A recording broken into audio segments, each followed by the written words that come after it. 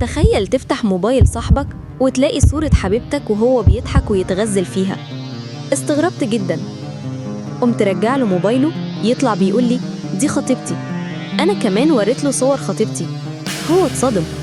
الغريب كل واحد فينا عنده صورتها، واتكلمنا معاها بنفس اللحظة بنفس الصوت.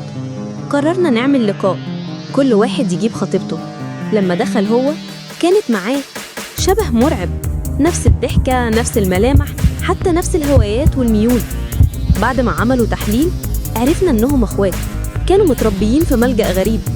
واللي الأكثر رعباً إن ده كله جزء من تجربة سرية بيراقبوا فيها تأثير البيئة على الإنسان. مش بس لقينا أخوة، لأ، لقينا إن حياتنا ممكن تكون جزء من خطة غريبة. لو وصلت لهنا دوس لايك واكتب في الكومنت كنت هتتصرف إزاي؟